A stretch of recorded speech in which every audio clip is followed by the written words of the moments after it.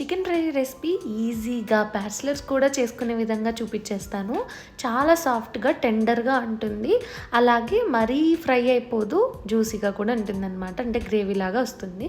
So దాన్ని prepare చేసుకోవడానికి ముందుగా ఒక ప్యాన్లో ఆయిల్ హీట్ అయిన తర్వాత సన్నగా తరిగి పెట్టుకున్న ఉల్లిపాయ ముక్కలు, పచ్చిమిర్చి ముక్కలు వేసుకొని ఫ్రై చేసుకోండి. అవి గోల్డెన్ బ్రౌన్ కలర్ వచ్చిన తర్వాత అందులోకి కొద్దిగా అల్లం వెల్లుల్లి పేస్ట్ యాడ్ చేసుకోండి. అల్లం వెల్లుల్లి పేస్ట్ కూడా కొద్దిగా పచ్చివాసన పోయేంత వరకు ఫ్రై చేసుకొని ఆ తర్వాత అందులోకి కొద్దిగా పసుపు, అలాగే కొంచెం ధనియా పౌడర్ యాడ్ చేసుకుంటున్నాను. ఈ ధనియా పౌడర్ మన చికెన్ ఫ్రైకి మంచి ఫ్లేవర్ని ఇస్తుంది, మీకు నచ్చితే యాడ్ చేసుకోండి.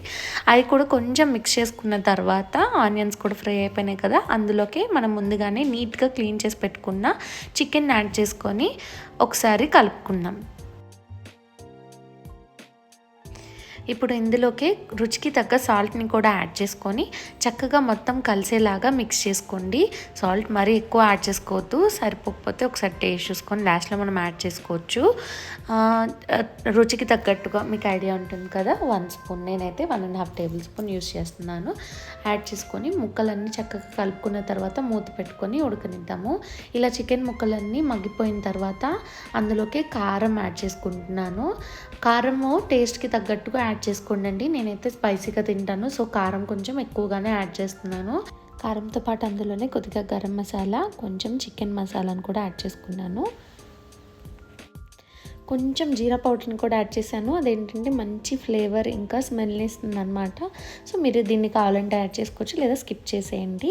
సో ఇంతే, అన్ని మసాలాలు యాడ్ చేసుకున్నాక కరివేపాకు వేయడం మర్చిపోయాను స్టార్టింగ్లో, అందుకని ఇప్పుడు వేస్తున్నాను.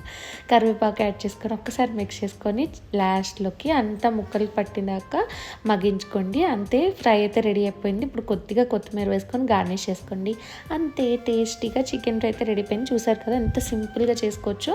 మీరు కూడా తప్పకుండా ట్రై చేయండి. ఎలా వచ్చిందో నాకు కామెంట్ సెక్షన్లో చెప్పండి. Thank you for watching.